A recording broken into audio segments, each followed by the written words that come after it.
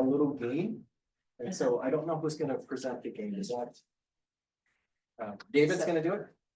So we'll have to, you have to click share, Okay. share first. With the one thing. And you need your phone, right? Yeah, so get out your cell phone. So get out your phone and there will be no prizes, but there'll be a minimum threshold that you have to achieve with the score. Share it from this.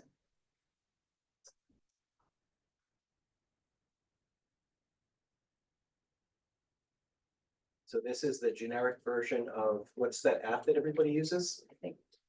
Code. Yeah. This is the generic version. Okay. So now we can't see where it says We can. whatever Oh, and QR enter code. game ID.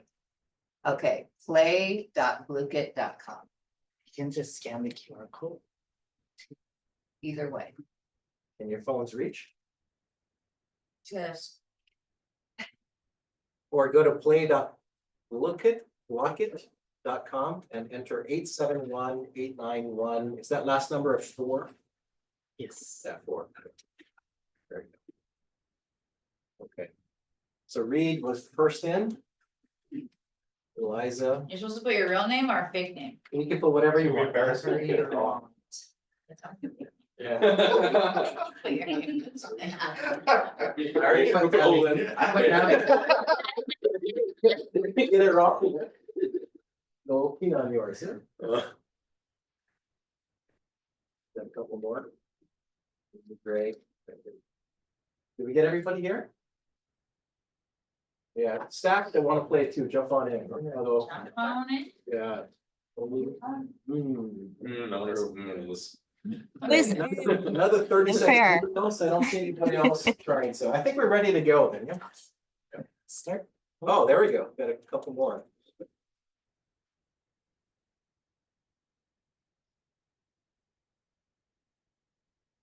You guys see that? I don't know if you guys can see the answers. Wait, I have to still enter my game ID. Oh, Do you guys still have to do that? No.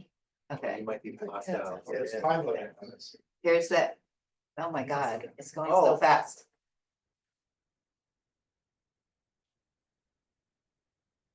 Everyone. So this is set up to be really quick. So, wow. Okay. I didn't get it in time. Oh, I didn't get it in. this is like an eye test. More than like I a knowledge test. Okay, Next question. What was one of the key findings of the U Hero Small Business Survey? Oh, I got kicked out. you did? Oh, maybe that's why people use Kahoot. We're on a budget here.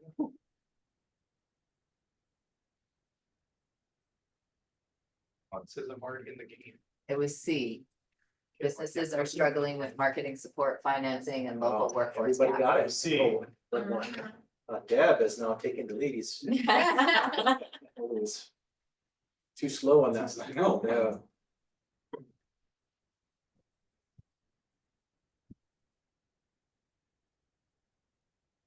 Is the Oahu Business Connector designed to do?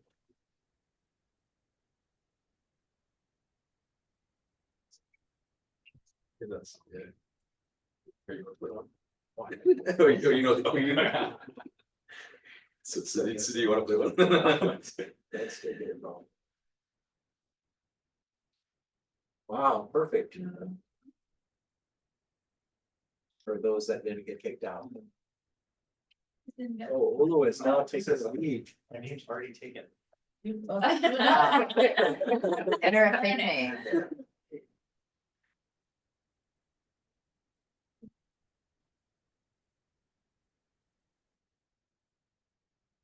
I think that's harder. Kick me out, I can't get it. What was the recommendation made by the commission regarding city and county contracts?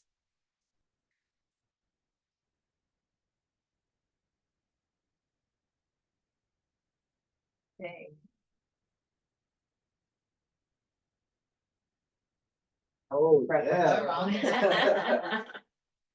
Must be really close because it's moving up and down. Yeah. Oh, still. Eliza's in the game. Halfway through. What does the commission emphasize as crucial for increasing federal grants in Honolulu? I'm recording all the scores in the minutes. With names. Ooh. You got that? The first one? Department collaboration. Okay. Put it, I put that right confusing. Yeah, that was a little too. What was that? There's a second. Oh, Olu was not even on the board there. Oh, you Thank still. you, You didn't need it. Yeah.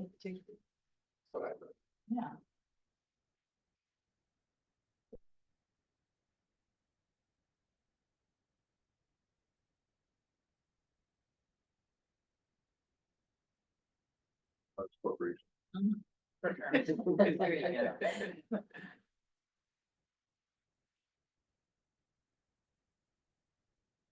D, Yes. yes.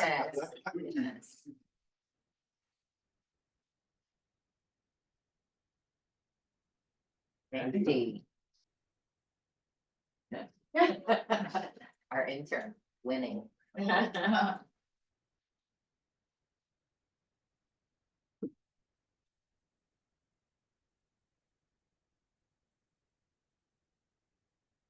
Hopefully I'll get this one right. I got this one wrong.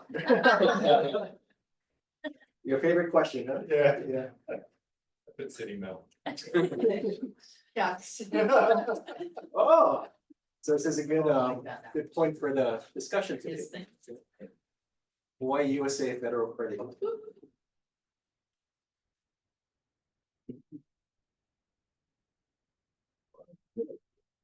No, there's 3 more questions. You're number one so far.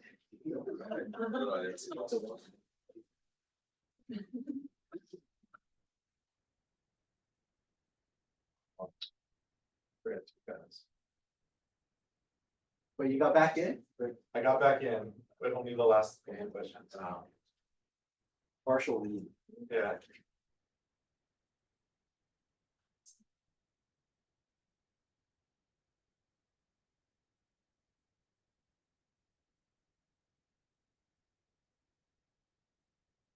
Law school. One of the things law school.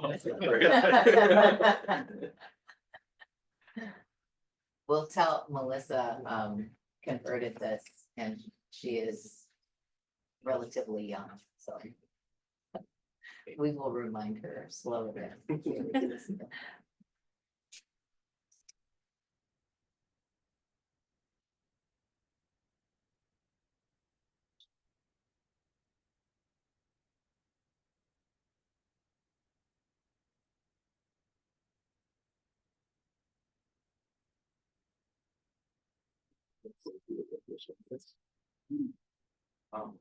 He only got down quick. Twice as fast as you. Business school for you. And he's eating at the thing. He's faster when he's multitasking. Last question.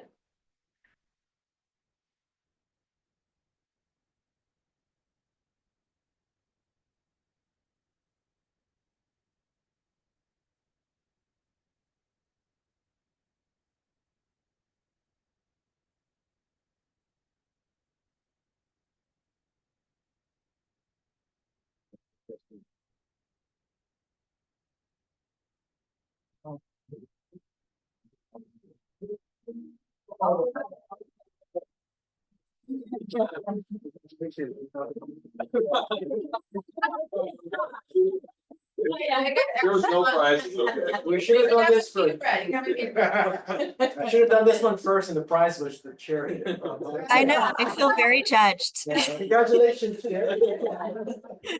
All right, thank you guys for playing. You know, there's a lot that we did and a lot of really cool things that came together. Things are moving pretty quickly, so really proud of the work we've done last year.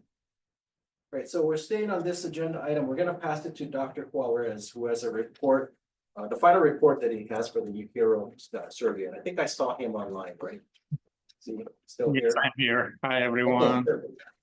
Floor is yours. Oh my gosh, I was so impressed that you guys knew the answer to the UHERO report. Okay, so thank you so much for reading the report. And we actually are about to release it, hopefully tomorrow, Amy, or soon. And just wanted to quickly do a summary of where we are. So we presented this a couple of times before, so we're not gonna do the full presentation this time. We're just gonna give you like an update of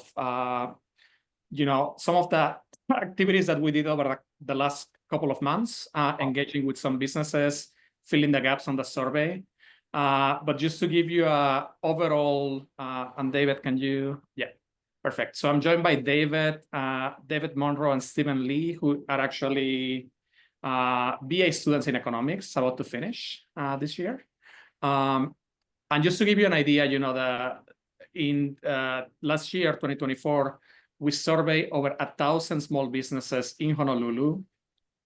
We're able to shine spotlights into opportunities to empower and elevate local businesses. We identify several areas of growth, and these are actually in the report, which I'm hoping that you guys have a copy. And if not, we're happy to share it with you. But included support for marketing and sales by almost 50% of the businesses, access to financial resources by more than 40%, as well as workforce development by 35% of businesses. And then what was really important is that minority-owned businesses, especially Native Hawaiian, Filipino, and Hispanic, express eagerness to increase financial and networking support.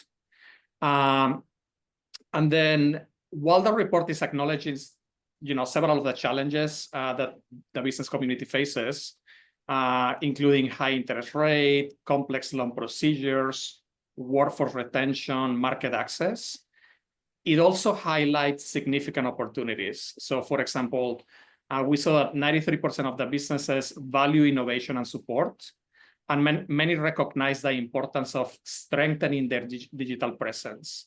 So they are asking us to find ways to connect with new customers and remain competitive. So, and then we also created a set of recommendations in the report. Especially this is aligning closely with what OER has been doing, and some of the questions that we saw being played today. I mean, it was actually there as part of the recommendations. So I was really happy to see that. But this includes, enhancing financial access through innovative partnerships, creating workforce training pipelines, fostering centralized network opportunities. That's one of the things that we'll be discussing today. And then encouraging best practices like public-private partnerships and programs tailored for minority-owned businesses. So what we did, and again, so I'm not going to be going over the survey results again because there is nothing new in that front. So to fill these gaps that the survey had, we actually interviewed 11 small business owners. So we had 30-minute interviews with each of them. And we are going to report some of the findings, which, we're really glad to see that they align really well with what the main findings of the report were. So, David?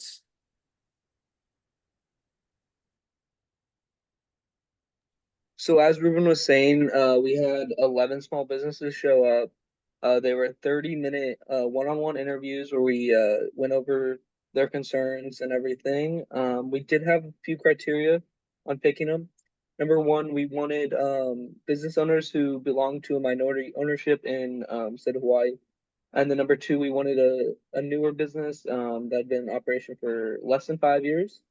On the right side of the screen, you can see the table of the small businesses we did interview, the ownership, the number of business we had, the ethnicity, and the zip code of where they're located. You can find that on the report as well. So yeah, we did have 11. Next slide. So the small business interviews, they pretty much summed up what we already found out.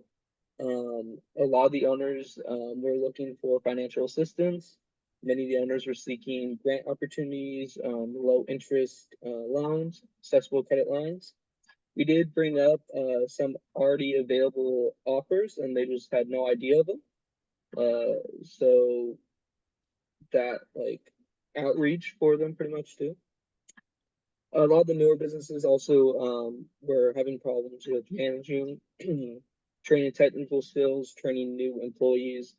A specific example is a management consultant group that we interviewed, requested bringing in academic training with more practical solutions rather than just more bank training, because he felt that all the training they were getting from the state was about finance and less practical to help them.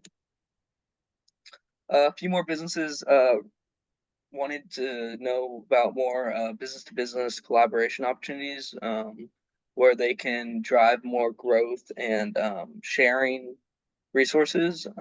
These were a lot of the smaller businesses, more construction companies, and an artist also requested that.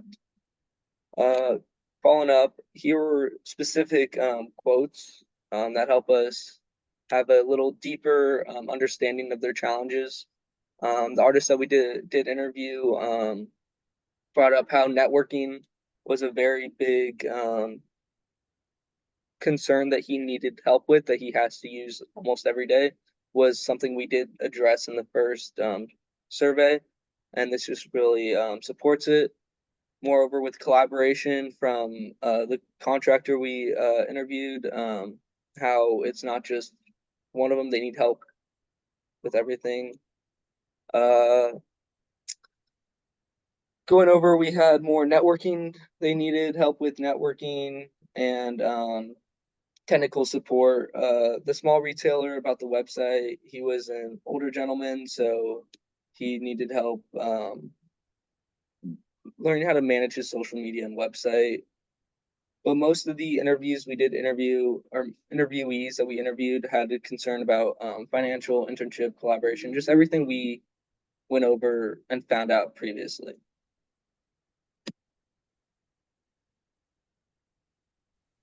So just shifting gears, and I'm kind of wrapping things up. A lot of the findings that we found from our focus group surveys really kind of echo the same sentiments that we found in our survey. So things like finding ways that we can, continue to support minority-owned business and address specific needs within marketing and sales, financial resources, and kind of workforce and HR development. And so through our geographic analysis, which is included in the report, where we kind of identified best practices that other similar cities to Hawaii are doing, we identified different ways that the city can kind of tap into different forms of support that can be offered to minority-owned businesses, things that can, one, enhance market access, address financial barriers, and further promote workforce development. And also from our survey, we also found that the importance of building networks within like small businesses were something that was especially important when it comes to minority-owned businesses. So just finding ways that we can tap into that and strengthen those network opportunities, and also utilize best practices, and kind of all of that together kind of like encapsulates the major findings from our report. But Ruben, do you have anything to add? Yeah, so I think just by building on these insights and leveraging what OER has been doing and the new projects that we're super excited to see coming from the council, I think that Honolulu has unique opportunities to foster small business growth, drive innovation, and ensure a more resilient and thriving economy. So yeah, thank you for supporting this work last year, and let us know if you have any questions.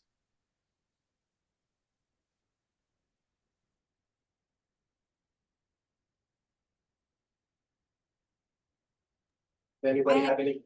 I had a question. You said, I think it was David was saying that they were asking about financial assistance. Can you expand a little bit more on that, what they're actually looking for?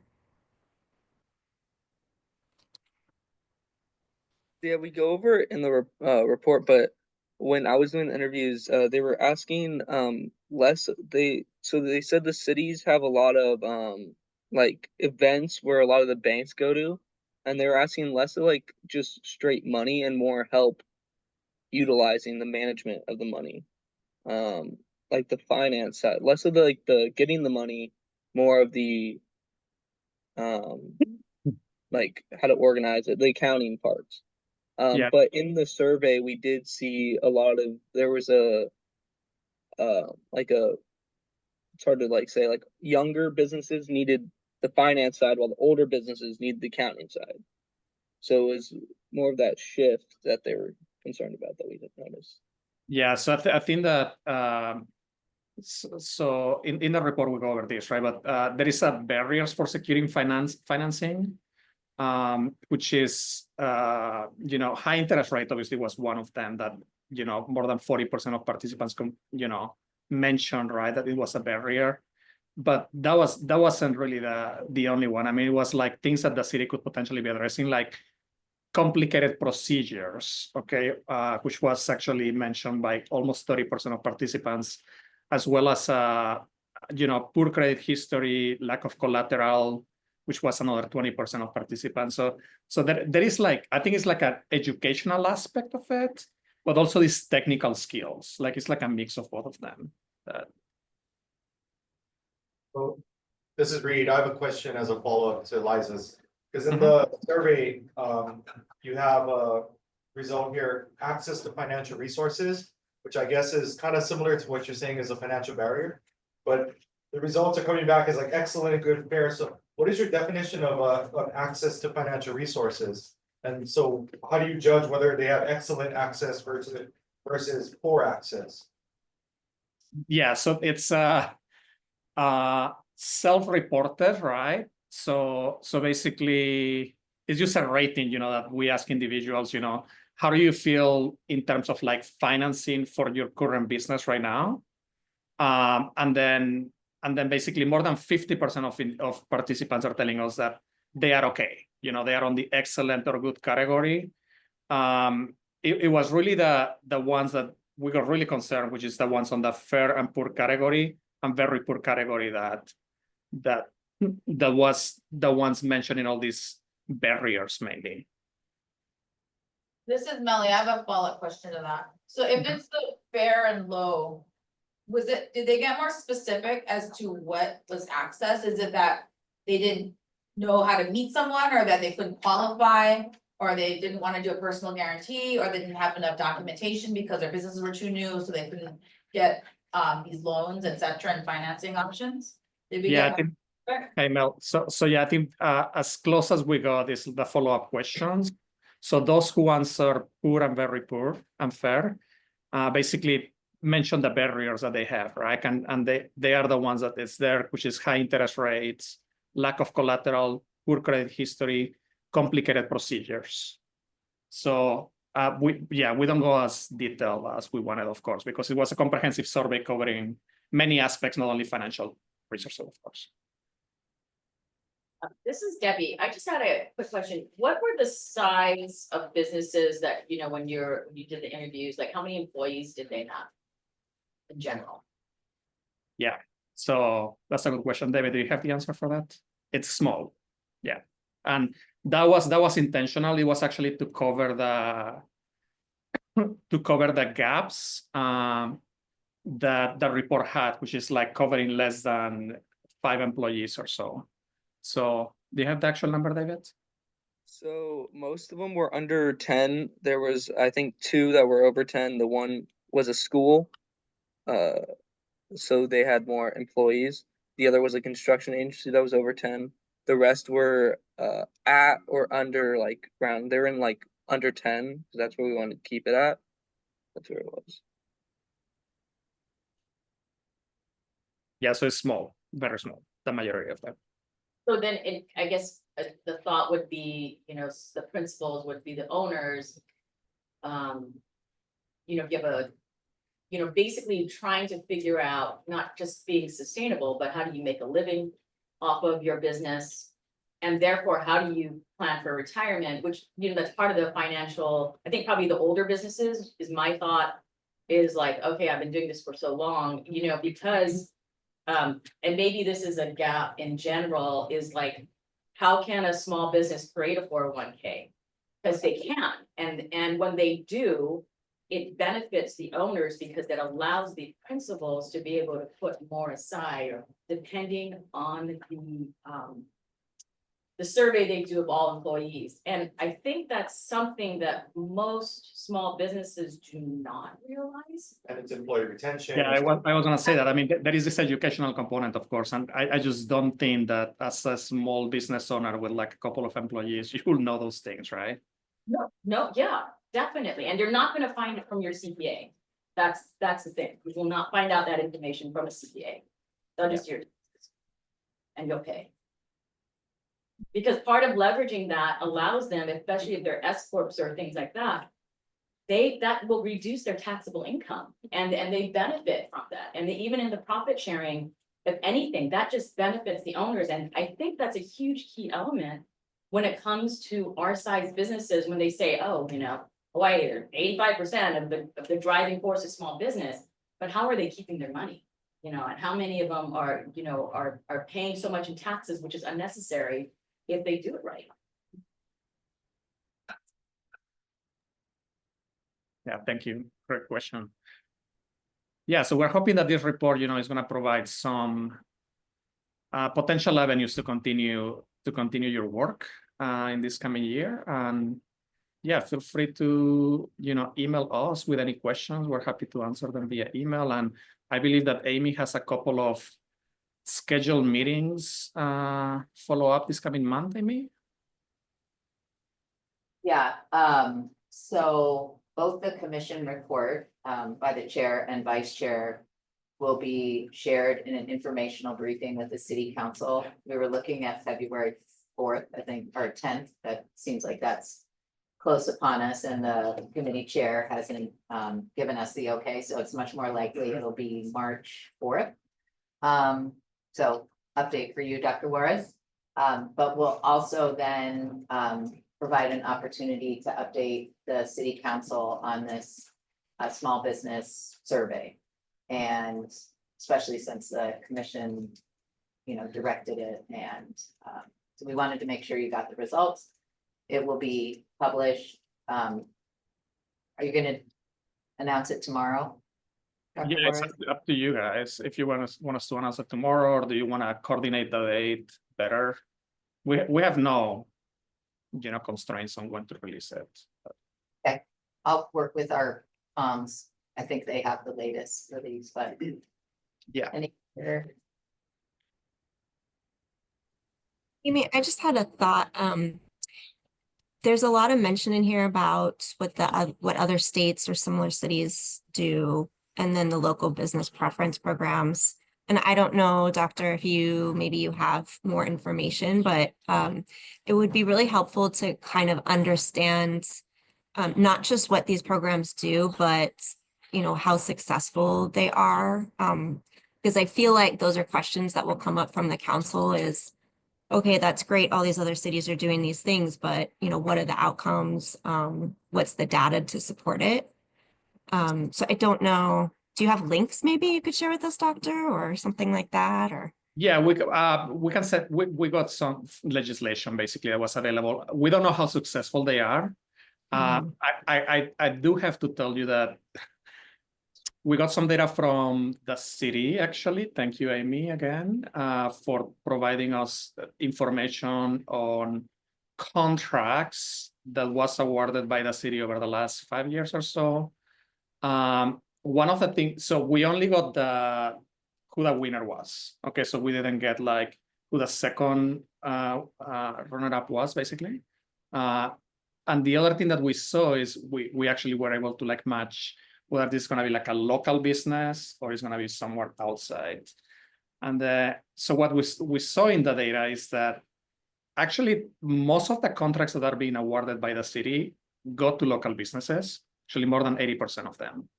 And yes, there is this additional 20% that are not going to local businesses. We just have no information about who the runner-up was to be able to compare whether, a 5% or 10% bid would have been effective. we'll love to get this information and we're happy to do this analysis. Obviously, that's one of the things that Stephen and David were super interested in working as well. We just don't have that right now. But yeah, happy to support the commission as much as you want. Thank you, Dr. Juarez, Stephen, and David. The current presentation that you guys saw is on the OER website, if you guys need a copy of it. All right, so next agenda item, we have Alyssa that's going to give an update on the small business startup incubator. I think it's me first. Alyssa? Oh, we're gonna go. Oh, was it you first? Oh, sorry, I skipped one agenda item, yeah. Amy's gonna give her update, and we're also gonna talk a little bit about the connection to SEDS and the work that we're doing there. On sharing.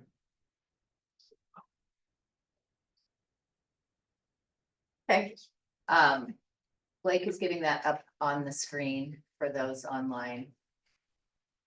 So I'll try to run through this. Just a quick update. First and foremost, welcome to Gavin Thornton, OER's new deputy director. Super excited to have him on board, even if not forever, but at least for a while.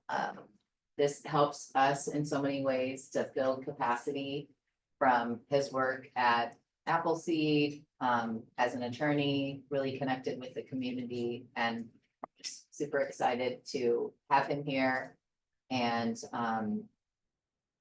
build from his experience and what he can contribute here at OER. So really looking forward to the months ahead. The next slide.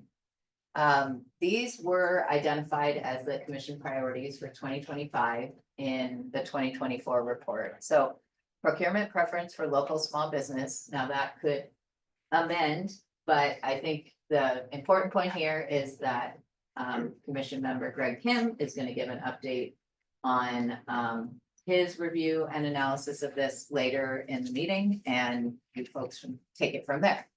The second is that going forward, every commission meeting will do an update on the pilot small business startup incubator. And as an introduction, Alyssa Gossley, right next to Reed, is OER's new small business and finance program manager. So she manages a team with Dominique next to her. Dominique Bird is the connector administrator and 4 resource connectors. And those are the folks that, you know, go out into the community and work with, survey, support, help businesses. One of their big projects right now is the city on Monday just launched the construction rail transit construction mitigation fund. So there's a lot of questions, but even more constraints for who can apply. There's a very small zone right along the construction of the rail line. But city council members wanted to see at least something to acknowledge some of the pain that those businesses are suffering due to the rail construction.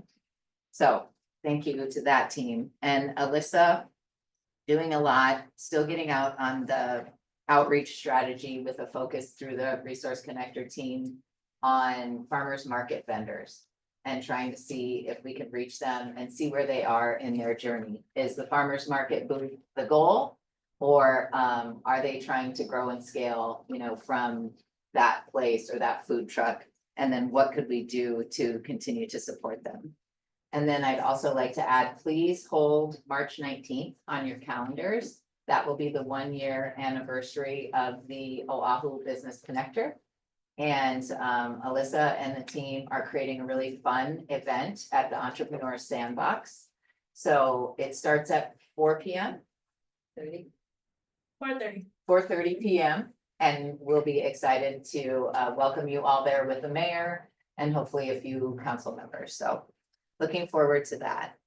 I just also want to mention with the pilot that we've continued to have conversations with Reed, Commission member Reed Chung.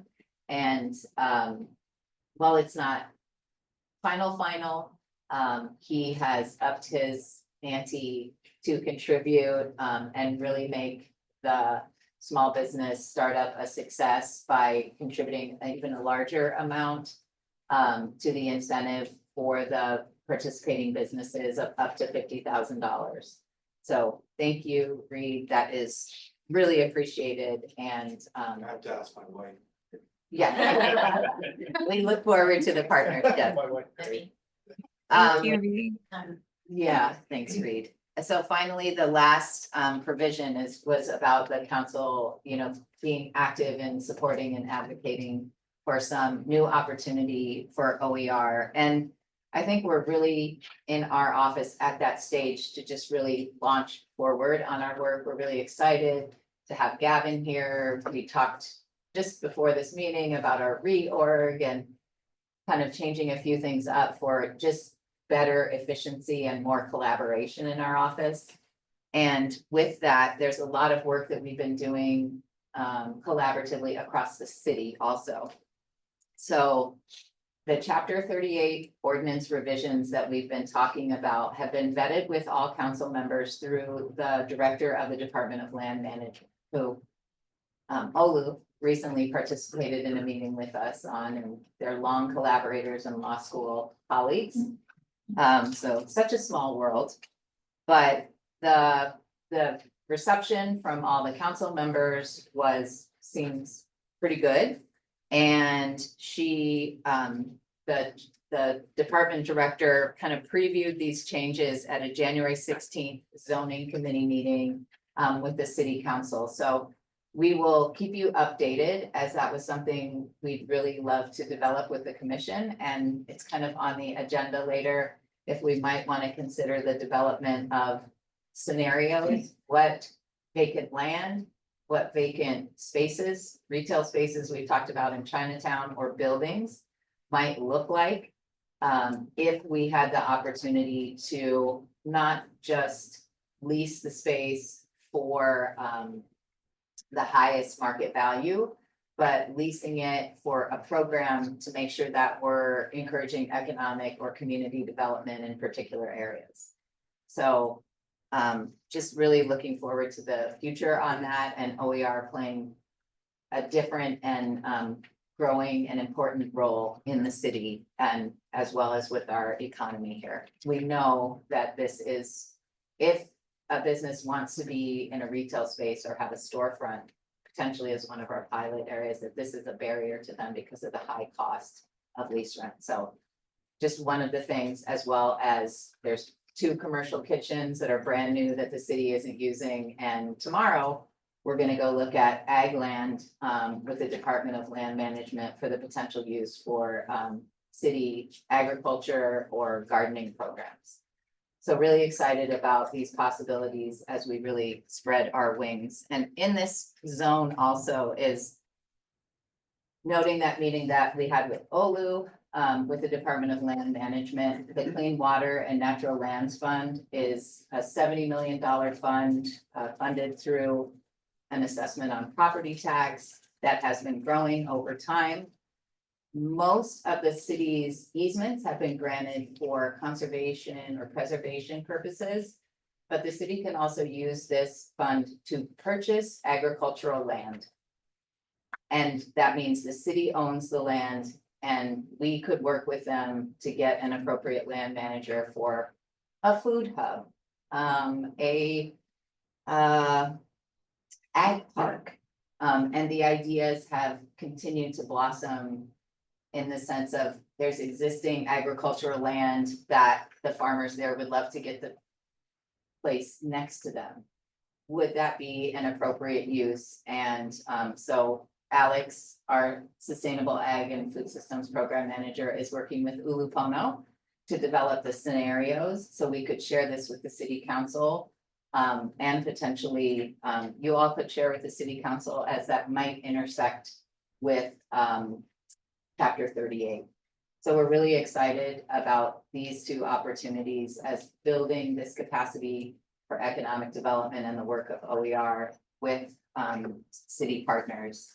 The final one in this area is Alex led the charge with 6 other city departments, the Departments of Parks and Recreation, Department of Transportation Services, Office of Housing, Department of Land Management, Department of Community Services, Elderly Affairs, to conceptualize how we would do city housing development differently and make it more affordable by integrating food security into future projects. So it's a multi-stage or multi-layered plan that was submitted for a $1 million grant to the Bloomberg Mayor's Global Challenge. And we're also working on staging it out through earmarks potentially from the congressional members. So we could potentially demonstrate some of this in any of the 11 city-owned existing housing sites, vertical gardens, cultural gardens, fruit trees, etc. And the end goal would be to integrate this into the city's Ivile or Kuvili Station project. Right over there, right, with 2,000 new mixed income housing units, as well as the larger Kapalama master plan, which will be 30,000 housing units in total. So we're really excited that OER would be able to lead something like this, bring innovation, creativity, and hopefully cutting edge ideas for affordability for our residents, mixed in with, you know, high rise, maybe smaller units, and maximizing the green space around there for both connection to food as well as recreation spaces. So super, just something we, like Alex, thank you for your smart brain down there, and just excited that even the managing director and everyone was super supportive of us submitting this as the one proposal the city put forward to the Bloomberg organization. So that's kind of where we are on our priorities. I'll go quickly on the rest of this because it's really similar to what you've seen before. Peony came in looking really, really grim, and so a couple of these could be jeopardized, maybe the top two, with the federal administration's hold on federal grants. Community equity liaisons, that's general funded, that's why it's orange. We're good with that. They're working and they're doing a wonderful job already integrating with Palama Settlement, Susanna Wesley, and Safe Haven to help give more economic opportunities to our newest residents here on these islands. All the next two funds are dollars that are sitting in the city treasury. We're not worried about that. The same with BEAD is already here at UH, hopefully coming over to the city shortly. Digital equity will be a question as those funds were to be released 1 year at a time over the next 5 years. So I'm not going to be scared yet, but as Keone said, I haven't gone to a portal and seen a big red X yet either. So this is just a question mark, and maybe something as the year moves forward, the commission will want to take some other kind of action on if our partners out in the community are really struggling. What would we do? How could we help them? And think about that. A Next. federal judge did just issue a partial stay until Monday. I think it's just for already awarded grants, That would be what we have. Those are all already awarded. but how this plays out beyond the March.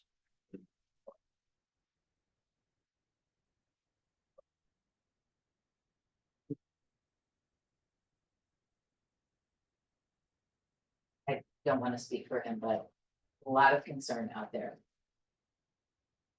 Yeah. This is a lot of people's salaries that are potentially withdrawn, withheld, or just a big question mark. There is some relevance to the city though. A common thing that's helping up is, particularly the social service providers, they are saying that there's a big issue with reimbursement from the city that's like exacerbating the problem. For sure. So getting CS or whatever to get the reimbursements done. Priority. Good point, and I will bring that back. We have small millions. DTS shares our floor. They have hundreds of millions, billions that get held up by our archaic procurement process. There is a working group, they are trying to address it. I'll add that to the mix. So our work ahead, we are looking forward, Gavin and I, to meeting with all of the city council members on our FY 26 budget. I don't know how that community placemaking finally got in there. Our last two positions that are not general funded are sustainable ag and food systems and our economic data strategist, Mira. So we have all but one of our positions filled here. So I think that's one of the big issues with the city council in terms of staff. There's a lot of departments that have many, many positions vacant. It's hard to fill at the salaries we offer. And I think they're much more hands-off when it's a real live body in a position doing work. And so that's our commitment to them, is everyone, you know, brings back to the city more than their salary. And so we're gonna continue to prove that as we go forward. And then the small business loan initiative, I noticed it's on the agenda at the state legislature. We're simultaneously working on, we've been working on the HUD process to look at CDBG section 108. There's 39 million available for the city to potentially disperse in a loan fund, which would be a part of potentially a CDFI, a credit union, or a willing bank's portfolio of loans, focused really on those who are deemed sort of unbankable in some ways today, so we can build that pipeline. The EVA revolving loan fund is another option, but of course, that requires federal grants to be made available in the future.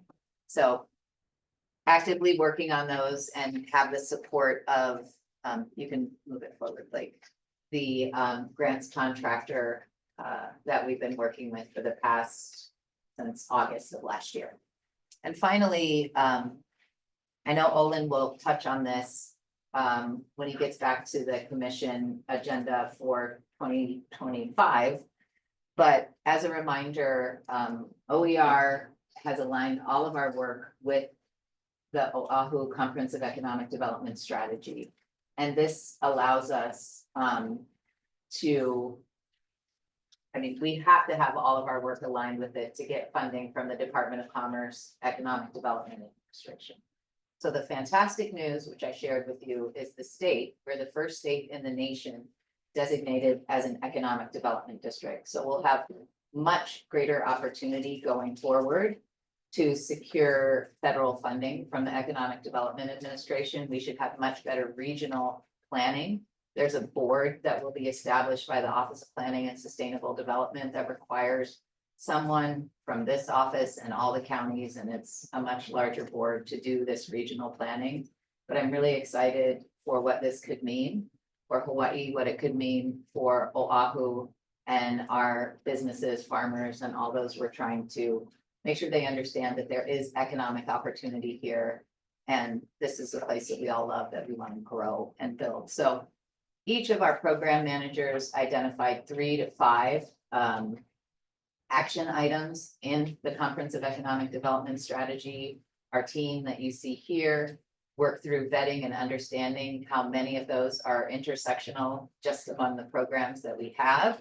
So we kind of identified that here with our internal working document and have really tried to wordsmith more of just the work to understand how we can collaborate with each other because these areas intersect, how we can work with other people out in the community. So we want to take this, the little dots up there are the program management areas. The sections are like enrich community experiences, advance economic opportunity for all, cultivate well-being and sustainability. That has a lot to do with our food and ag program. Strengthen creative and innovative ecosystems and expand skill building opportunities. That's kind of aligned with our workforce development and community equity liaison team. And what we're workshopping is our tagline and our primary, secondary, and tertiary messages, so we can all really take that with us and feel this OER message more clearly. So every person prospers is where we're at today. Our comms team continues to work with everyone in OER to flesh out the other messaging, so you can really feel like you see your work represented in that. And it's also an invitation to our partners to be more clear about how would I work with OER and what is this team here in the city all about. I think even the word every is really important to us with the equity focus that we've started with and have continued on.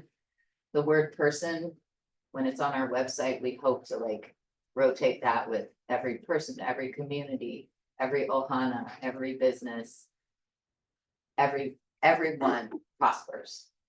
And so if you have any deep thoughts on that and you really love wordsmithing and workshopping stuff, let us know. But we're feeling pretty good about where we're going with that, and wanted to share back with you all that we're committed to the sets, we're committed to that alignment, and we know that's a part of your guys' direction to us and guidance to stay focused. Any questions for Amy? A lot, awesome. Yeah. Yes. It usually is, yep. I'm Thanks, sorry. Amy. Yeah. And sorry for skipping you on the agenda. I like that every person prospers, all people thrive, APT. Yeah. I just heard the song. Yeah, thanks again for what you say, but I think what you guys are doing is really awesome. I got my first loan from you guys when I was 18 years old by Nissan Sentra. It was like super easy and a little more friendlier than some of the larger banks, but good. All right, so the next agenda item, now we have Alyssa that's gonna share an update. Thank you everybody for having us today. Sorry, like, can you go back to the, thanks. So just as a quick recap for the incubator for startups, we really are targeting early stage people who are just have a concept of an idea for a business, because they do need a lot more hand holding and whatnot. So with that being said, we've put a name to it, Idea to Biz, because that's what we hope people do. They have an idea and we help them develop a business. So like next slide.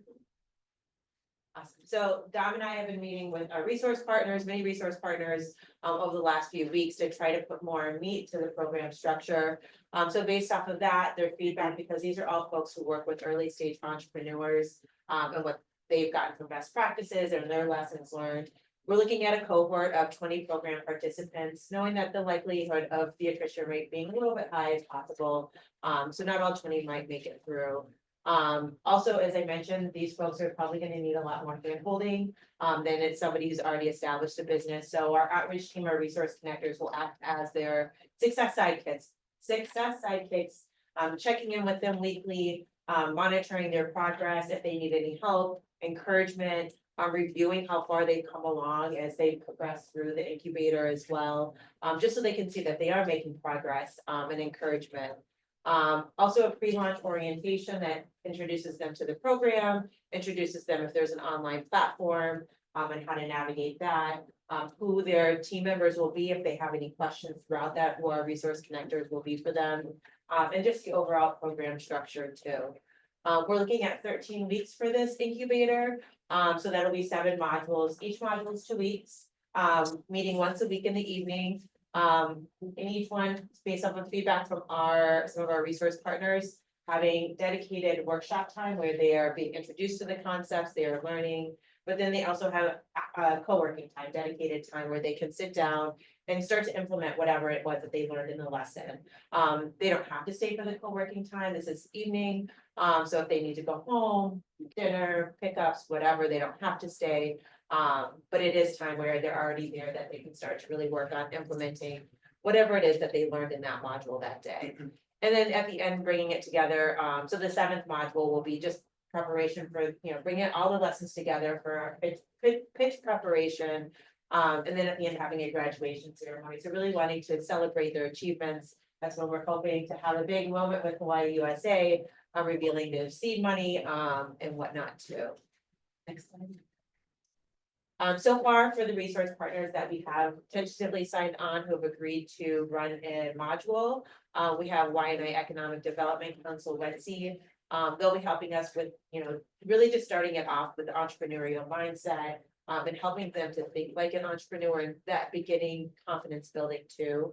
CNHA will be helping us with the business model development and accelerate.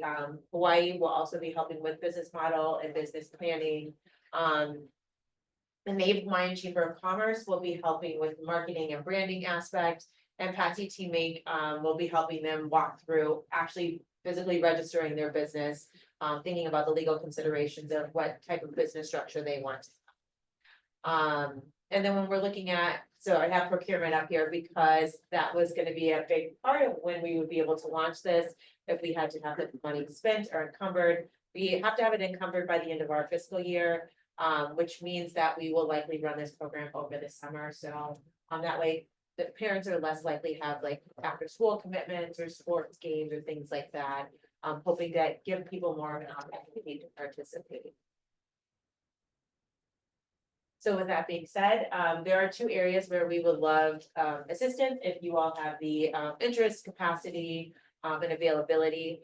So really looking at the selection committee. So once we have the applicants in, needing to go through, score them and determine who makes it into the program. And this is really going to be a 1-day commitment, probably a couple of hours. And then the other area, if you're interested, is in the mentorship. So like I said, these folks are going to need probably a lot of hand holding, a lot of individual attention. So if you're interested in signing up for either a workshop or a module to be there in person, so especially during the co-working time where they're really needing to work through and start to implement the lessons of the workshop, to be there to help either a small group or individually to do that. So this will be between a 3 and 6 hour commitment, depending on if you want to sign up for the entire module, which would be two consecutive weeks, or just one of those to sign up and attend. So if possible, we'd like to get an idea of if you are available, if this is something you're interested in. But no pressure, no worries if not, so that we can start to determine what our internal resources might need to be in the selection committee. And then if we need to involve another resource partner for the mentorship as well. So do we In person? Yeah, it'll be all in person. We're looking at still the west side, possibly non-employee library. We're also in talks with LCC and YNI, and we have a few other potential ones too, but for in terms of the workshop location, yeah, all in person. Is in person involved? Is there online? Yes, yeah, we have a meeting with them tomorrow, yeah, to see where they'll kind of slide into. So is this an email you can send on to the commission members and we can respond to you directly? Sure. With that, okay, right, okay, we'll do that, thank you. Yeah. Any questions for Lisa? I have a question. Yes, yeah, I don't, as of now, I don't think they would need a different level of help potentially, but we're not necessarily putting any stipulations on the type of business or industry or anything. Maybe I can add, so what USA wants to do is provide the seed money for these 20 forward businesses. About $2,500 each that we would fund into a Hawaii USA business account, which they would open when they work through their entity. And then we would have business development officers that can take it from there. So they work with them going forward to make sure that they're spending wisely, right? They're saving, they're allocating their funds to something. Our hope is that we can help grow their business so that they get large enough where they start getting employees and we can work with their employees as well. Or they graduate to on up over at some point. Or HA. Yeah.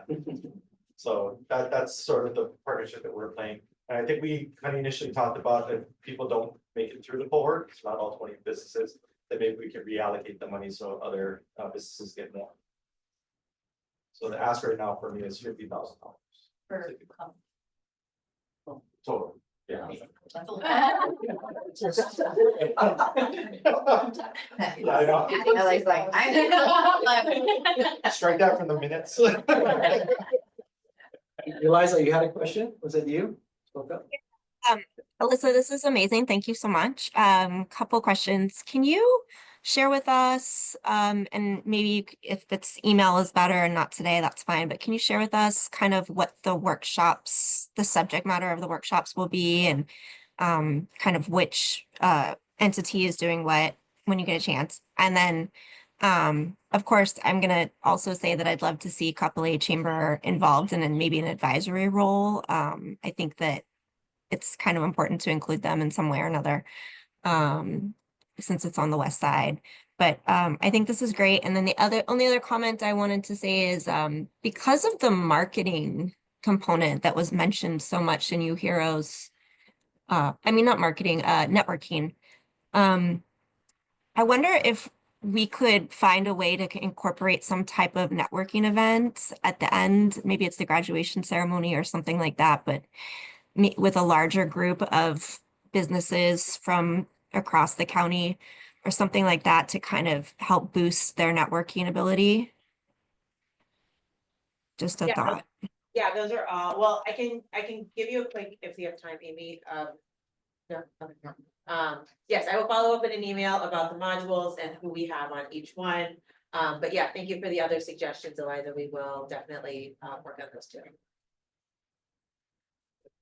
Thanks, Alyssa. Okay, we got a couple of pigs that have to report out. Right. The first little piggy is gonna be Greg out there. I just want to Floor add is yours. to your report that Chaminade has, I don't know if they keep doing it, but they had a Wednesday speaker series. Did you do that on Wednesday night? I did it once.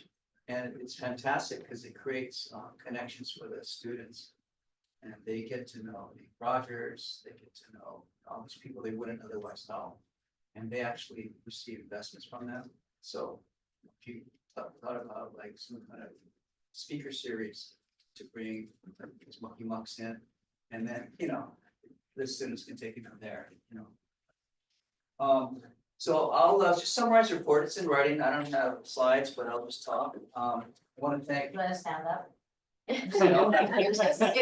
Liza and Ellie for their help. It's a pig, and they're probably happy it's come to a close now. I did a little research. I started working on this in December 2023. So it's been a while, it's not like an overnight kind of thing. So, and it's gonna take a lot more years, I think, to make something happen if the commission wants it to. So the purpose today is report on this, then hand it back to the commission. Because, the pig is gonna be dissolved, so today. So if you look at the memo, and sorry, it's a little bit long, but, that's what lawyers do. It turns out that a lot of the issues have to do with law. Well, procurement is a law, but I thought that we could just do whatever preference we wanted to, but that's not the case. State has a law that prohibits the Honolulu city, kind of Honolulu, from offering a preference. And, that's strong language and I'm using it, but basically you can't give a preference unless it complies with state law. And I was thinking, I thought the city was an independent organization, but I guess it's really not. State legislature controls the city on this particular point. And so we'll get to that as far as next steps. So I summarized here the how the city buys refers to the law, and I cited the law there. And I think it's pretty clear that we're a governmental entity, body that's subject to the restriction on how bids work. Basically, they're saying you have to bid it out competitively. So that precludes preferences, right? And you just buy the location. There are some limited provisions under the state law that are relied upon to some extent. I don't know to a large extent if they are. There's some products listed pursuant to the statute that are given preferences. So local products can be a source, as well as small purchases are exempt from the bidding process. It's not a local preference, but Hawaii vendors can bid on small contracts and they don't have to go through the competitive process. It'd be interesting to find out to what extent are those actually used. So those are on the books. We can use them. Maybe we can expand what's done there, if not all else fails. So I think that there are legal impediments to us implementing preference right now. I don't know, Gavin, as a lawyer, you had a chance to look at the statute, but, you know. And also I'm sorry, were you gonna say something? Oh, I think there's probably a high likelihood that conservative lawyers in the procurement office would agree. Okay, spoken like a true lawyer. I quoted in footnote 4 of the statute, that the city points to. Because they don't really think about local preference at all, I think, based on interactions with them, they just, you know, their job is to do that. So they cite section 101A6 as what prevents them from providing preferences. It says that encourage economic competition, right? So if you give a preference, you're making it less competitive. And but there's other provisions here, for example, E4 says, ensure all persons afforded equal opportunity to compete in a fair and open environment. Well, what's fair, right? You might argue that giving a local preference makes it fair, Or an Levels. economic opportunity for Hawaii. but also low levels of playing field, because maybe it's more expensive to fulfill contracts from Hawaii. I don't know. I mean, you can make an argument. I doubt whether anyone's gonna be comfortable relying upon that unless the AG issues an opinion to that effect, which is probably unlikely. So when I get down to my recommendations, that are laid out here, basically, number one is we need to pin down the legal aspects of offering a preference if we want to pursue it.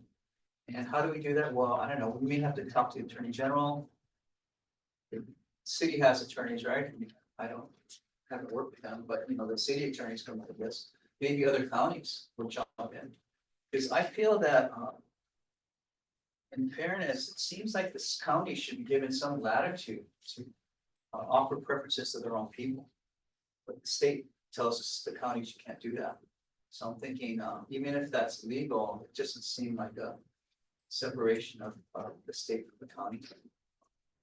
Maybe the state can incorporate parameters around how much counties can do to prefer local vendors, but and then concurrent or following that, you know, I think we need to do some data collection and figure out. You know, I heard the report that 80% of contracts seem to be going to locals. I doubt it's 80% of the revenues. You know, to me, the revenues matters more than the numbers. You know, what's a dollar figure going back into the economy?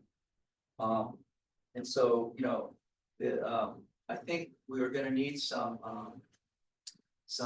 leverage or authority to have the city departments do this work for us, because again, it's not their job to track these things down. So it's gonna take some digging to figure out, you know, what the numbers look like beneath the surface. But I think if we get the higher ups to jump on the bandwagon, you know, maybe they can allocate resources to getting a study done. And then once we have that, you know, we can go back to discussing, well, what kind of preference do we want to give? What does that look like?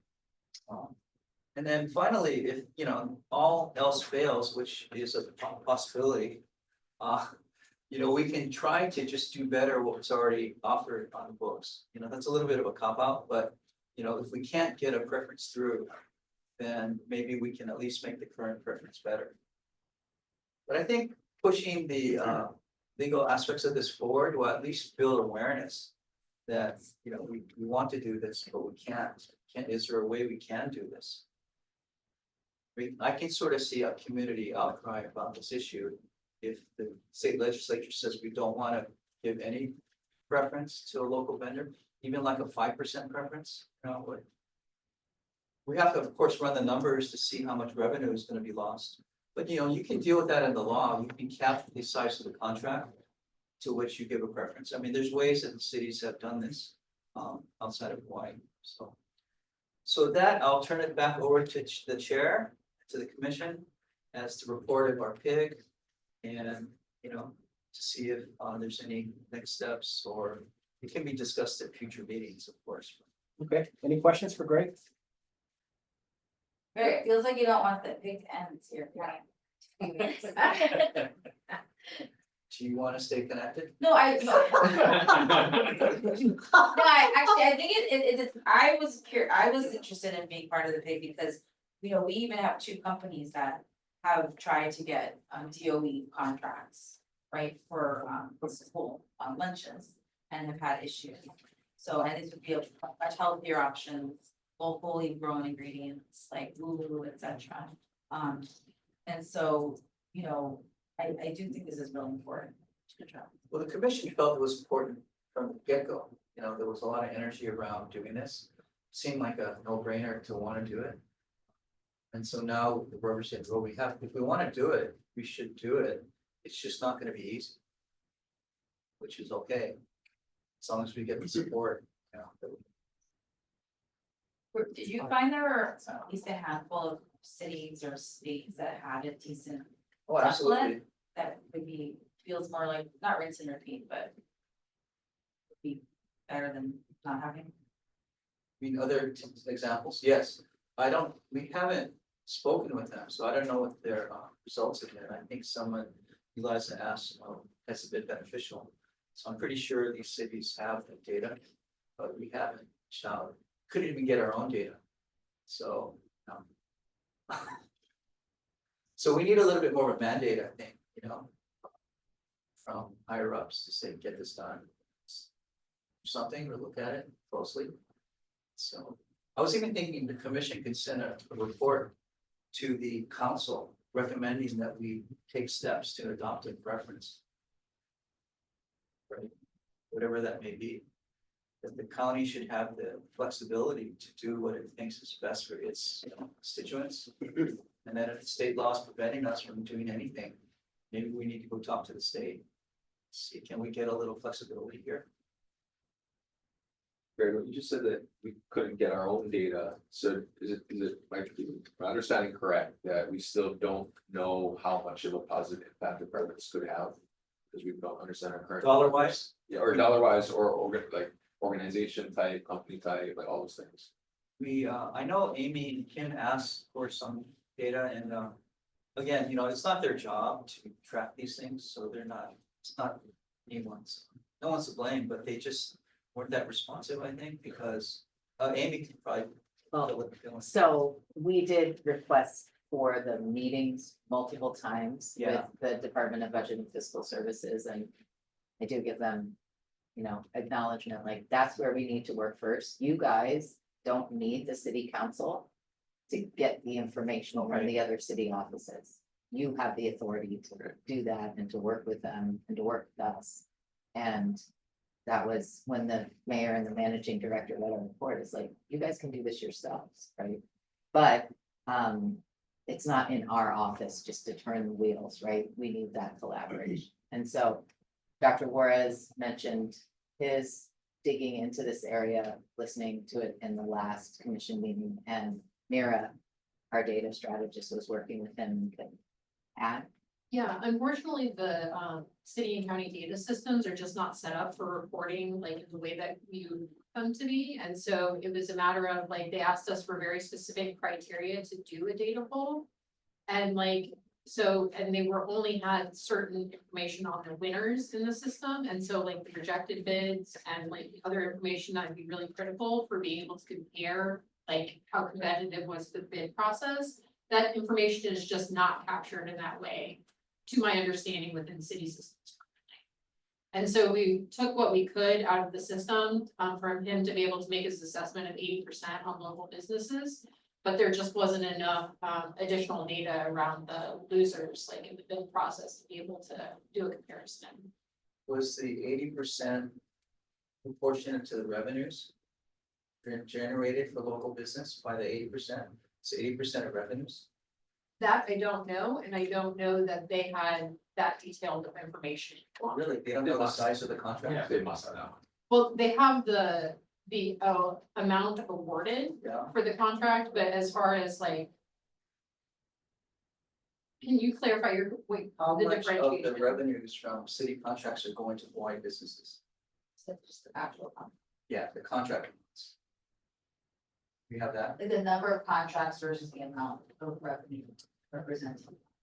Or If we had 100 contracts representing. expenditures, how much of the city's expenditures on contracts is going to local businesses? Okay, right. Another way. To them, it's revenues, but yeah, to us, expenses. So they must have the size of the contract, right? In the data set that we got, it was not that detailed. I'm sure that they have additional information, but if we want to make another request of, our IT, that's something that we could do. We would just need to put it together with a really detailed date range and all the specific, information on that we want.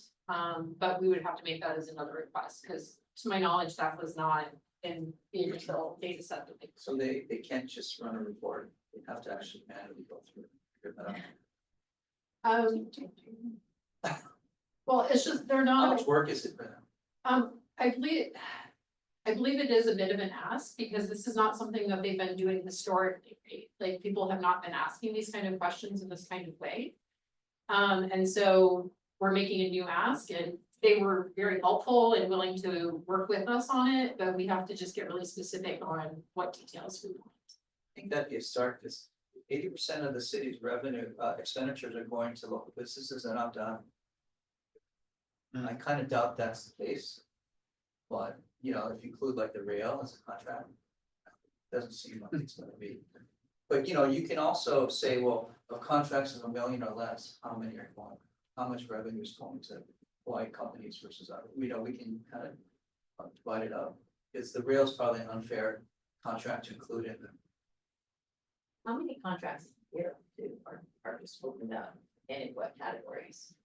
I I'm not mean, sure how all many of these contracts. questions we have, Yeah. we either need to decide like we wanna ask them. And then work on a detailed list of the questions and the data points. And then say, let's look at FY 2024. And then let's look at FY 2025 or something, but I don't think going back and. The idea that we're requesting something that's never been requested is partially like what OER is here to do, you know? We're gonna start changing that, but. I would not wanna go back to my brothers and sisters over there and say, how about this? Oh, no, wait, we want this, like. We If shouldn't we're do it going to piecemeal. do this. We should think it through, we should talk it through, we should come up with the kind of questions and data that would help. You guys to make a decision about next steps forward. It's hard for Mira to come up with anything off the top of her head. When. You know, we don't even know everything that they. Right.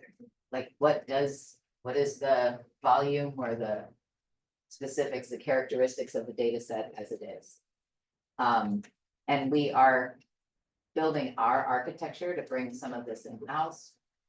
Maybe someday we could get a second direct feed of the kind of data points that we'd like to monitor over time.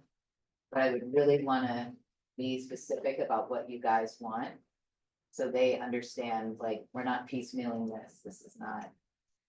You know, off the cuff thing, we've thought this through as to what we'd like to study and understand about. So if I can make a suggestion, so we don't have to keep the pig alive, could you send our questions to Mira? Mira, that we would want to be in the ask, and then she can consolidate them, come back. Maybe next commission meeting, say these are the questions that we're thinking of asking the procurement. Then we might have to resurrect the pig. Get the questions out. We can keep the pig in the emo for a little bit longer. Yeah. Well, I don't mind, but I don't want to force anyone to. I'm do cool work. hanging out with you, Greg. I know, I don't see you enough. It's Well, on If the Gavin's pig work is- list. But is it legally permitted to keep it going once we issue our report? Because I think we have to reform the pig, You would have to give it a new directive.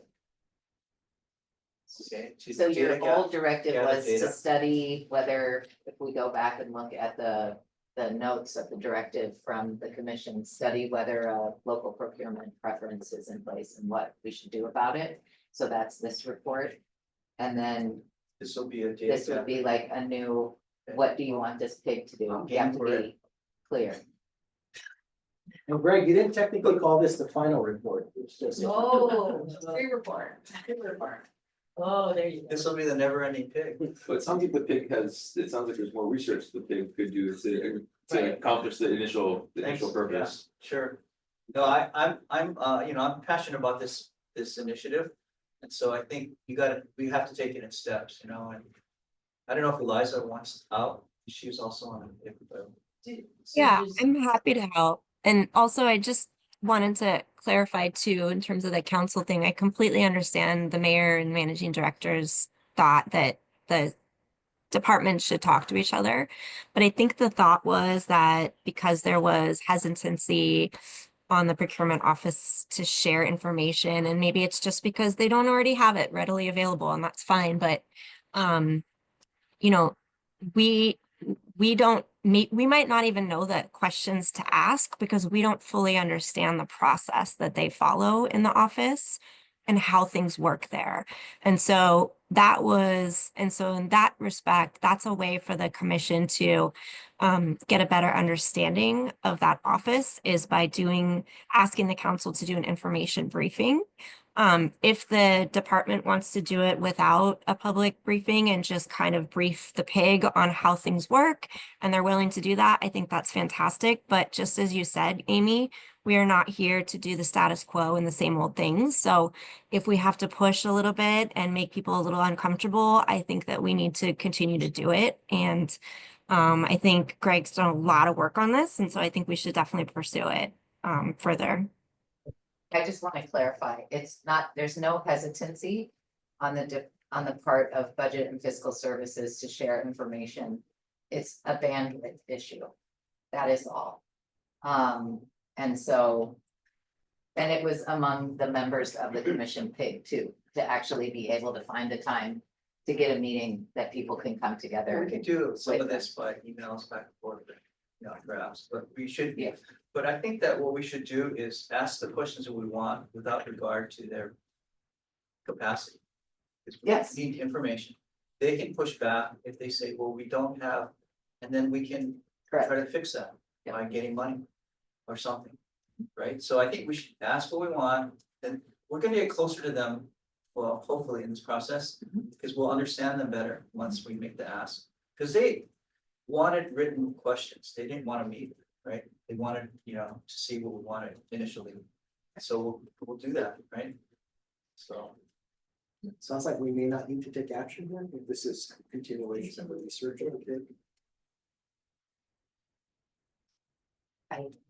It might be easier just to provide further directive to the pig, so we don't get crosshairs unless someone wants to pull up what the language was. Yeah, let's do that. Start directing this pig in the first place. I just don't want to get sunshine lawed. Greg, do you have a motion on the direction for the pig? I guess, I move that PIG continues for the purposes of gathering information and data from the procurement department here, so that it can, assess whether, preference is going to be beneficial. I hear a motion, second. All those in favor, say aye. Aye. Any opposed? Right, motion passes. Can you, and did somebody capture exactly what Greg was saying? Gavin was writing furiously. You got it? Yes, Okay. Just photographic memory. data gathering and information gathering. That's right. Thanks, Greg. So a few more things. The next pig is our pig, and it is our final report that we submitted to you guys. So there's a few things in that pig that we created for the agenda for this year. So the first is just to mark those dates that we had suggested. So if anyone looked at it ahead of time and any of those dates don't work, speak now, or they will be scheduled. For midday 27th. May 27 doesn't work for you? No, I mean, earlier, only we can say. May 27th. So this one, we have some time to adjust that there. We're gonna put that as a placeholder for now, that we can potentially move. Anyone else have any dates that don't work? I'm not gonna be here the week of July 22nd. July 22nd, It's just for Q2. this is for the whole year. You have the whole year's dates up here. I won't be here for March 20th. 27 doesn't work for you too? March 20th. March 25th. Oh, I won't either. I'll be on a flight. Oh, and you're actually on the agenda too, so that one will be moved definitely. So we can shift some things around in terms of the agenda. So it does sound like Keone, you've got a conflict in March. Deb, you have a conflict on the 27th. What was your conflict? 25th, I can't do 20. No, I'll be gone on July 22nd.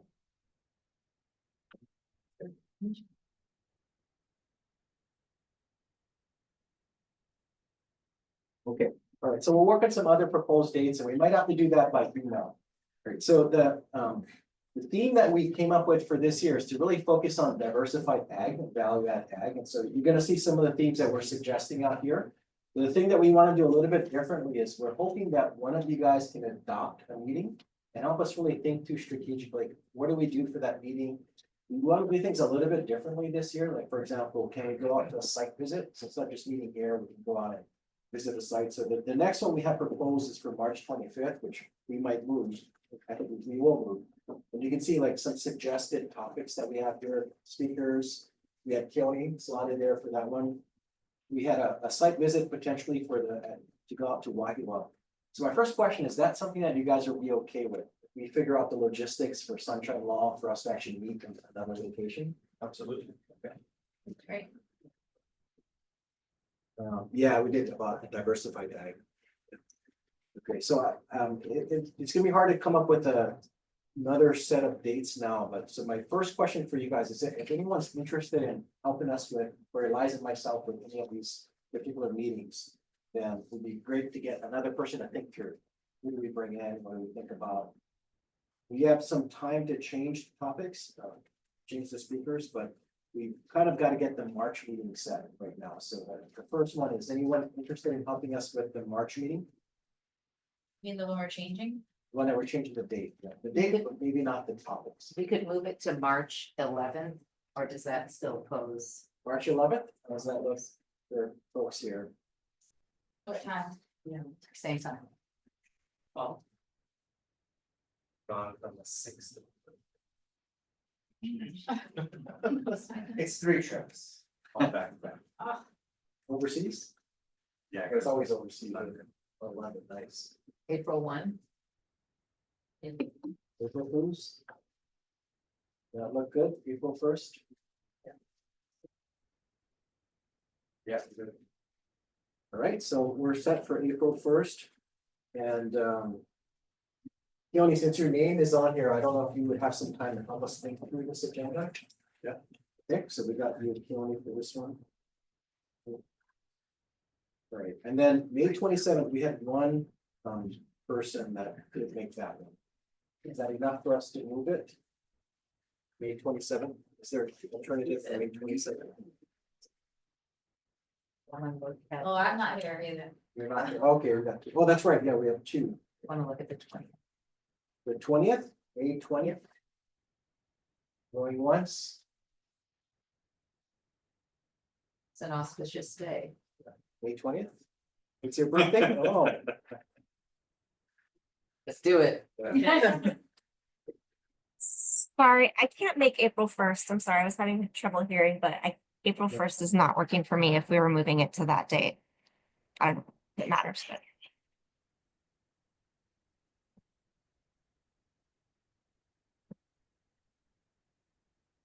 For that one. We might have to go with that one, because I think Keone, if he's on the agenda, he's gone for most of the month. That might be one, Eliza, if you're okay, I could lead that meeting and. Okay, And record it for you. okay, yeah, sorry, I have a work meeting at the same time. Apologize. You can do a video welcome for us. Yeah. Right. Okay, so we'll keep April 1st then. May, did we get a May date yet? 20. May 20. Okay, so May 20 is good. Now, how about July 22nd? Reed couldn't make that one. So is there an alternative in July? I'm gonna be gone from the 22nd through August. London too? August 12th, no, we're in Japan. Would you like to try the 15th? Of July. July 15th? Everybody okay with that? July 15th? July 15th, I have a board meeting for home one. okay. It's related. 12 to 2. Yeah. 11 to 1. Back to the drawing board, The 8th. July eighth. Good. Yeah, good. Have to leave like half an hour early, but otherwise it'd be good. We can speak quickly. July eighth, then it is. There's reading books. Yeah. Exactly. All right, so July eighth, so we got one more, two more, September 23rd. Oh, with September 23rd. Right, and somebody needs to help with this one because Phil does work with environmental and some education. Oh, so you'll do the July one? Yeah. Okay, so September 23rd, we're all good there? It's too far out for you guys to see the calendar. Yeah. September is the best month of the year. Your birthday? Oh, yeah, that's right, I didn't think about that. It's the most common month for birthdays too, because it's -9 and Happy New Year's. Okay, so September 23rd, we're good. Okay, and last one, November 18th. We're good for November 18th. All right, so this will be an email just because It's better, but was it 18th, sorry. 18th is okay. Wait, when is Going Thanksgiving once. that this year? Yeah. 3 weeks, like a week after. 27. Oh, okay. Again? Yes. I know. Yes. Weird. Yeah, so we got the dates, so in the, to save some time, we'll send out an email with this agenda. And if you guys are moved, we have 2 people volunteering already to help shape the agendas, and then we'll see if we can get one more person to adopt. Or a couple more folks to adopt different agendas, and the goal is for us to make sure it's the right thing we want to do, perhaps add in a site visit if we need to, and work off any speakers that we need to bring in. All right, so that's, yeah. And then, anybody want to add anything to the agendas? We can talk about it now, or this is also something that we can save some time at the next meeting to work on adopting some So these are just suggestions right now. placeholders. Okay. Placeholders that align with the goals of the SEDS. So we also included in here a summary of the SEDS. We really recommend you guys go back and reread it, just to get reacquainted with that. We read not just the SEDS, but I know Aloha Economic Futures and the other kind of plans that were studied by us. So feel free to go back and get inspiration from those plans. The SEDS are the ones that we are following with this OER commission. Is the focus for the year just on ag or is it the whole food system? Diversified ag and value add, that's sector. So we were thinking, this was actually a good suggestion by Greg, is that if we went all over the place, we may not come up with a big idea or something that we could take action on. And so for us to dive in a little bit deeper on one would give us an opportunity to. Yeah, it's mainly on the ag component. You do other things too, though. But we can, yeah. My question is, what is the end product we're seeking to do after all this? Because it's a bunch of education right now. But you know how I'm kind of biased on action. So maybe at every end of every meeting, there's an action on, or maybe the goal is after the end of the year, we come up with a comprehensive proposal that what we can do to support ag. So I don't know what. Yeah, for the one meeting that you adopt, Greg, we can look at specific things. No, seriously, that's a really good suggestion. That's a procurement meeting, it's very smooth. We should I'm actually. happy to do one meeting, but I'm just saying, you know, what are we gonna do? Like, I don't like just sitting around the table talking about stuff. Yeah, the report that we filed last year, we did mention, like, one of our roles is to provide guidance to OERs, but to also think differently, to think out of the box and make sure that we're not missing something at OER that we can take action on. So that's gonna after happen. each meeting, maybe there'll be something that Could be. occurs to us. So that should be on the agenda, like, does anything occur to us? Yeah. Should do it later in the day so we have Hana and talk. That is what, right. The good idea. That's violent, having all. This topic is, there is no Department of Agriculture in the city. There is no agriculture, anything except what we have imagined or created. Before OER came into existence, there was a half-time ag researcher who was researching tea leaves and I can't remember what the other subject area was, but because of that, we had $50,000 in general funds. So we're like, all right, that's a place to start. Now, how we've built our work from there has been the brainchild of stealing a staff person from the Office of Climate Change, Sustainability and Resiliency for 2 years and doing a lot of COVID related, making sure that local ag was in our emergency food system. So we spent 37 million city pandemic dollars doing that. And Alex, who is sitting next to you, Greg, is our new sustainable ag and food systems program manager.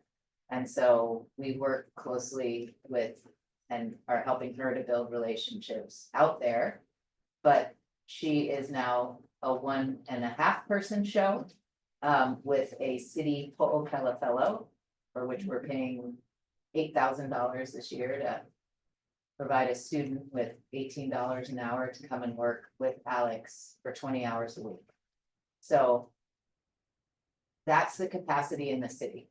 There is one person in the Office of Climate Change, Sustainability and Resiliency working on a food systems plan. Is that the person who got the grant for that presented? Who was the gentleman that was here? That was like a national grant we got to have them come. The fellow. Oh, yeah, our Economic Development Administration fellow. Yeah, that's, Oh, he's not doing anything in ag. no, not really. But, he can support. But that said,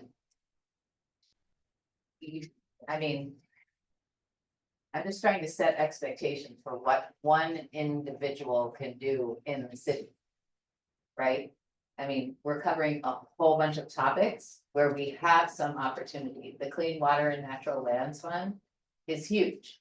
Just the idea of trying to direct like deals, opportunities, land for small farmers could be a game changer. $70 million is not nothing. But it could impact organizations that help the city to manage land, that are willing to start working with the city to support very small farmers, to build a sustainable operation. This is a whole new world, right? Oahu had in Hawaii, right? It was plantation and monocropping and sending it out to other places in the world. And we're talking about how do we feed ourselves? How do we keep this place from not, running out of food 2 weeks after a disaster? And we want to keep the island green.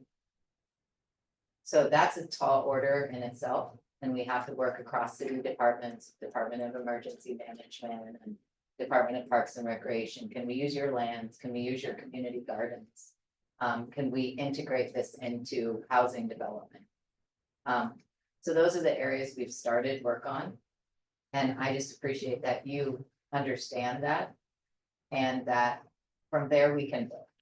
And from there, you can help us bring in partners, capacity, go after with those partners, funds. Maybe it's even, a position or two that would help to manage a grant. I think this is the right group then. I have, If it's, there's not much resource and a lot needs to get done. Yeah, That's entrepreneurial mindset. and we're not gonna So try to make up for what the state doesn't do, but we can focus on what we can do. we can be a catalyst at least.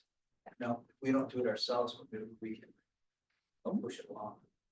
I have a comment, and I don't know how clear this is getting or not. But that landfill that they're proposing on probably some of the most productive ag land. Like it bothered me because I knew we were talking about this. But, I was involved in a farm project and they talked about aquifers and that our land wasn't even that great. It wasn't flat and whatever. And they talk about the bread, like central Oahu, that is our breadbasket for this island. And so as we talk about this, and I think it's all great, why would we propose to take over a portion of land that is productive ag land? And even if the state got, if the city got it just for this, that would be far more useful for this agenda than I get the land, but we gotta deal with that. But again, why there? And I'm just throwing that out there because it seems to go against everything what this agenda is. when we're talking about ag production. And just saying that. I think if there were an easy solution for the landfill, someone would have gone for that many, many years ago. This decision was delayed over multiple years, over multiple administrations now. And, I guess the mayor's commitment is that it not be extended on the west side. And so, given the constraints imposed by the state and the land use, commission, there is, very restricted land and available. So you know, there's a conflict within the city, right? The mayor and the Department of Environmental Services proposed this and the Board of Water Supply opposed. Right, oh, right, and then right. that one, when we did our project, there's a super fund because Del Monte, there was a spill. And so Del Monte literally had to have, for like 20 years, this well constantly running for the water, just dumping water to clear out what they spilled. I mean, so to me, we were looking at stuff like all the old cars on the lot, things like that, like really checking out the land. So my thought is, if it becomes a landfill, I mean, who monitors that stuff and the seepage? I mean, I think that's just really scary. Just from a water standpoint, because we were told the aquifers that we needed to protect and what was available to drill for water. And so the other thing is, it's like there's that, I mean, nobody wants it in their backyard. And I don't know what that quarry is in Kailua, but Dump Road or whatever that is. I don't know, you know, there's a quarry back there, like it's already like, you drive by it, it's patched up. What is that? I mean, I don't know, it bothers me a little bit. Forgive me if I'm wrong, but I thought there was an advisory committee appointed by the mayor that made the recommendations on the landfill siting. Correct. And then I mean, there's this environmental social justice impact that they're considering in terms of extending it on the west side. But I mean, I think we could sit here all day and talk about it. Well, I know. Yeah, I mean, But, just sort of. but I like get what you're saying. What the city is doing, it just kind of contradicts some of those things. There's a lot of contradictions in the city. That is, thanks, Eliza, that is definitely one of them. And I would encourage everyone to stay engaged on that issue because it's not final. There's legislation before the state. And that is not a final decision either. It's proposed. And if you look at the report, there's multiple alternatives based on whether or not state legislation is amended to allow the city to move forward with that site. Because right now they can't move forward with that site. Amy, is there a reason why you folks in the city feels like it needs to get more involved in agriculture, considering, you know, I guess the rest of the people and entities working in the space? Is there like a specific competitive advantage or gap that you feel the city needs to fill? I think that's what we're always looking for, Olu, since OER was established, which was, where is there momentum in the community for economic development? And is there a space, or do people want the city to become involved? Where would a municipal government put our shoulder to the wheel? Are you just fine as is, right? And so I think that the invite was, yes, we do need the city. Sometimes it's in just the case of we need a municipal entity to apply for that grant. And I think a part of that shift at our food bank was a big acknowledgement from our community partners that it helped change the trajectory of one of our largest food procurers in the islands to, from that point forward, incorporate local small farmers into their procurement process. So I think there's a space, but I don't know, Tammy could maybe speak to that. I think the strongest connection is with disaster preparedness. You know, the supply chain cutoffs and the amount of food that we have on island, a local food production strategy makes a lot of sense from a disaster preparedness perspective, which is the city's purview. It's not the state. Well, that's why I asked the question earlier about whether we're focusing on food systems or ag, because obviously the state is more focused on the growing of the agricultural lands being under And yeah, but the city obviously has jurisdiction over the urban areas, which is different portions of the food system. Although there's opportunity for food in different space, but. We have food security, disaster preparedness. Yeah. Land use, so it is pretty broad, yeah. Yeah, okay. But trying, I mean, it's important to keep it in the zone for the commission to be able to like have a say. I mean. When I sat on the Board of Education, I was like, thanks, state legislature, they would give us a resolution like suggesting that. The Board of Education should, pay more attention to English as a second language. Okay. I mean, you don't want to do that, right? Right?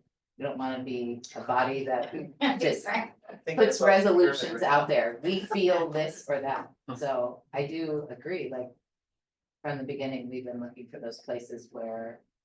Again, there's momentum in terms of our economic diversification. Where people want, who are doing this work in community that to be a partner to them. And where there's like, it makes sense. So Because you of folks the already identified those areas and we're helping you vet that more, or are you looking for what those areas are? Through this kind of educational process? Yeah, I think we're still trying to dive into that. I mean, Alex. Had a diverse experience in different areas in the food system, but it's her responsibility and Gavin's and my responsibility to help guide her in the program focus. So we've drawn those elements from the SEDS, the 3 to 5 areas of focus that she'll work on. And we share that responsibility with PEM and CCSR. But I'm hoping we can get more clear and get some guidance and support from, there's a number of people here with expertise just on the commission, let alone like opportunities that are kind of right. One of which, you joined us in the discussion on to work in partnership on Multiple clean shots water. on goal for things, and I don't think the state can do everything. We fill gaps, and it's also economic development. There's small businesses, the farmers, so if we want to help them, we have to kind of understand them. So, but if the state's doing something well, then we don't have to do it. So I think we're educating ourselves, but then my point was, what are we gonna do about it? I don't want to just become smart about stuff. I'd rather actually be dumb and do something. Try to meet that standard. All right, so I'm gonna, we'll get an email out with the dates, we'll get an email with the topics, we have some that have adopted meetings, but we still have some focus, so we'll work with you guys over email, who's gonna adopt 2 or 3 missing meetings that we need some help with. And do look over the themes and the topics, as there's some room for us to maneuver, but we have the next one, I think, kind of set, and we'll work with Peony to get that shaped up for the next meeting for the commission. And the idea all along was this person will just help shape the agenda, right? Help shape So the I mean, it's not like you have to do everything, but get more involved in that particular meeting. Okay, so going back to our agenda, next is other action items. Anyone else have other action items, commissioners? I have a reminder that the financial disclosure is due on Saturday, so if you have not yet done it, I see some heads nodding, then go ahead and do it. Okay. I did it. You did it. I didn't see your head nodding, no? I would suggest doing it on a weekday between the hours of 8 and 4:30 PM, because that is when the Ethics Commission is sitting in their office, and if you call them, they'll answer pick up the phone and they'll answer your question. Oh, yeah, they answered, I don't know if anybody did do it, there's a submit, like the import thing that will import everything. And I missed that button and then I redid it because it just fills everything in Oh, autofills, yeah, from last year. from last year. Oh, you didn't do that? Well, the first time, because I'm like, I didn't see it, but I had a question, so they told me. Because if I redid it every time, it'd be a slightly different problem. Things are changing. I know. Debbie, I did press the button, it didn't work. Oh, it's there. Oh. You missed something, they will let you know. Oh, yes. Okay, all right, so new business, one is, we do need some help with sort of socializing the work with the city council members. So 5 of the items, the UHERO report, the annual report that we submitted to you guys with a PDF, the chapter 38 revisions, procurement report from Greg, and possibly even the budget, like if OER comes under some budgetary issues and we might need some support So it's just an announcement that we would love to call on you guys for some support there. We'll set up the meetings and go and advocate for who we are. So I think you said, Amy, that the next one scheduled is March 4th. Likely March 4th. So we have one coming up in March 4th. We'll be able to talk about the hero report as well as our annual report. All right, so anyone else have anything else? You just send out those dates, like when you want to get a volunteer, or you call us, or you know, how you. Yeah, it's for the 4th, I believe that the chair and vice chair will definitely participate in that. But then we have more topics that we'd like to cover with more city council members. So I think what we're gonna do is it may be part of the next agenda where we have specific asks that we'll go out and ask you guys to come out and advocate for. And it might go beyond the city council, maybe it's with department heads or. And then Greg, one final question is like, is there a legal maneuver where executive orders can be really powerful here? Are you gonna pardon me? I don't know. I don't have that power, but listen, thinking of your work, it made me think about all the You executive. don't have much power, sorry. Okay. All right, so anyone else? Your last minute announcements? Just a side note, sorry, Olin, just a side note, if you, Amy, can you confirm that we're good on the ethics training if we weren't able to log in? Yes. Is there anyone else in the room who No, wasn't me. able to complete? Okay, so Reed. Eliza, I didn't make a valiant effort, but I tried. Deb, Yeah, Owen, I can't remember. Peony. It was last year. Yeah, I'm pretty sure I did it last year. I emailed them Yeah, I'm too. pretty sure I did it last year. I did too. I tried from 2 different devices. Yeah. Yeah, and then I called. the more you tried, the more interesting error messages you got. Well, I just could never get, it's like, here you go, and then an email will come up, I'm like, okay, there's no, so I did screenshots, sent it to the email, the help desk. But I got no, they're like, no one responded to me. So we had to update your addresses through DIT. That has been done. Right? Yes. Yeah. So if you haven't tried in the last week, try it again. Okay. And please email me if you didn't get it done, because ideally that's also done before the end of the month. Like, it should be done today. We had a couple staff that had an issue and they can issue Pardon. like a sanction. Oh, Yeah, Oh. and so they said they're withholding whatever they called it, sanction. And they emailed me that and they said, get in touch with your members and let them know, because we're not sanctioning them yet. So try again this week. Is it okay Email to, me if you have a problem. should it be resent? Because we're not sure if we did it. Yeah. Before we- resend the link, Is it- resend the link. Okay, I'll send the information. Honestly, the best people to reach out to on the training is actually the ethics commission, I not called- me, because then we have like 3 different people that. They told me like, oh, that's all you could do, so you did all this, did you try using Chrome? I did all that. I'll email Amy and let her know you tried everything you needed to do. That's what they told me. Yeah, okay, so I will resend the link to Yeah. start from. Or sanction. And it doesn't hurt if we do it twice, right? No, no, because you'll have to do it before the end of this calendar year. All right, we are adjourning this meeting 3 minutes later. Thank you guys for coming. Thank you. Thanks for the food, yeah. Yeah, thank you. That was, The week after. Wait. Hold it. Oh. Oh, the 5th. It was the 5th. Yeah, sorry. No, That's next week, yes. We might, it was just one person. No, let me take the, what you have.